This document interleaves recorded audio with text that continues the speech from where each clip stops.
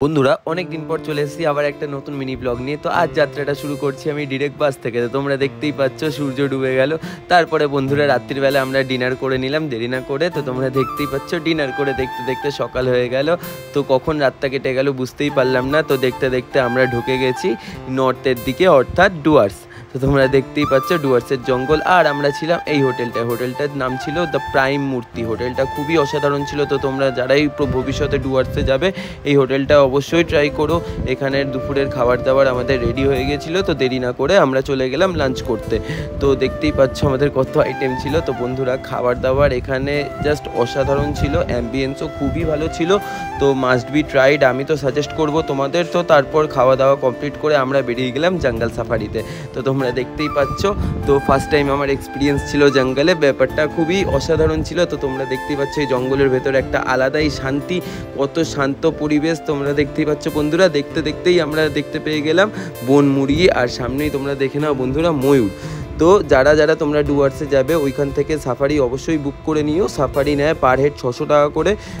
এই গাড়ি করে আমাদের নিয়ে গেছিলো। তো গরুমারা অভয়ারণ্যে আমাদের টোটাল ঘুরিয়েছিল 30 কিলোমিটার। তো বন্ধুরা যেহেতু ক্লান্ত হয়ে গেছিলাম রেস্ট করে, পরের দিন আমরা বেরিয়ে গেছিলাম সাইট সিনের উদ্দেশ্যে। তো আমাদের ডেস্টিনেশন ছিল ঝালং বিন্দু হয়ে ডিরেক্ট ওখান থেকে সামসিং।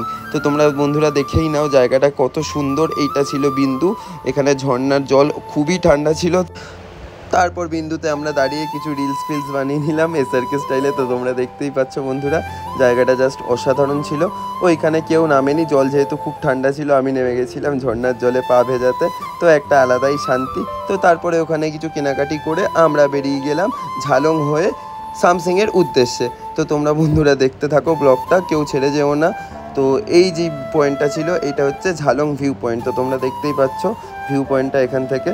তারপরে আমরা চলে গেলাম বন্ধুরা সামসিং। তো তোমরা দেখতেই পাচ্ছ চারিদিকে পুরো চা বাগানের চাদর বেছানো।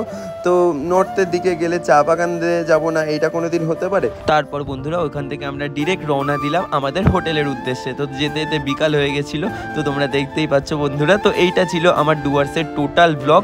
যদি ভিডিওটা ভালো লেগে থাকে অবশ্যই লাইক করে চ্যানেলটাকে সাবস্ক্রাইব করে দিও বন্ধুরা এরকম ভিডিও আরও দেখার জন্য। সবাই ভালো থেকো, টাটা।